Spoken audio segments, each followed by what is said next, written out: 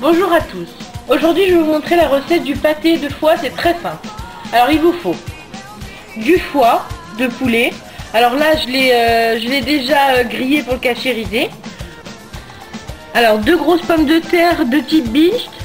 Il vous faut aussi un oignon, une carotte, un bouquet garni, donc j'ai mis un peu de thym, un peu de laurier, pas beaucoup parce que c'est assez fort, et 2 petites gousses d'ail.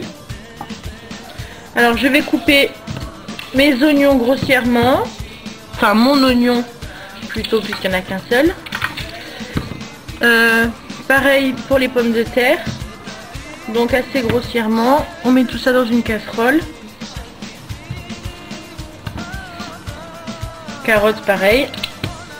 Donc je vais mettre tout à froid.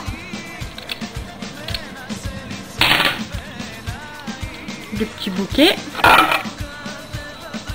Je laisse l'ail en chemise pour pouvoir le récupérer après. Vous pouvez l'éplucher, c'est comme vous voulez. Je rajoute le foie.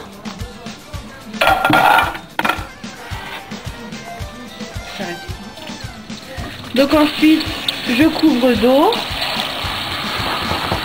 Voilà, à hauteur. Et on va laisser mijoter tout ça jusqu'à ce que les légumes soient bien fondants. Alors voilà, au bout d'une demi-heure, 3/4 d'heure à peu près, ça a mijoté. Donc les légumes sont bien cuits.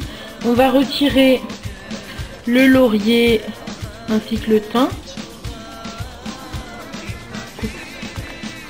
Alors je retire aussi les gousses d'ail que j'avais laissées en chemise. Si vous les avez épluchées, ben dans ce cas-là. Alors je vais ramasser du jus de côté. On ne sait jamais s'il y en a trop. Au pire, je le rajouterai après. Donc maintenant, tout simplement, on va mixer.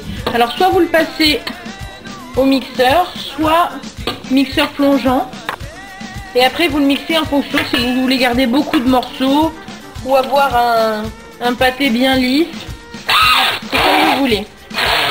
Donc voilà, j'ai laissé un peu d'eau quand même pour pouvoir travailler.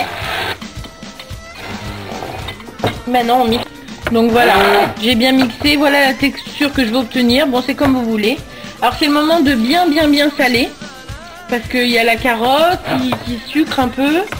Et puis j'ai pas salé avant. Donc moi je préfère saler à ce moment-là. Ensuite il vous reste plus qu'à le mettre dans un ramequin. Et à mettre tout ça au frais pendant minimum 3 à 4 heures. Si vous le faites la veille, c'est parfait. Passe une nuit au réfrigérateur, c'est ce qu'il faut. Alors voilà, je l'ai mis dans un ramequin. Il me reste plus qu'à mettre ça au frigo. Et on verra le résultat demain. À demain. Et voilà, le lendemain, le pâté est prêt à être dégusté. Servez-le sur un petit toast. C'est un régal. Et bon appétit!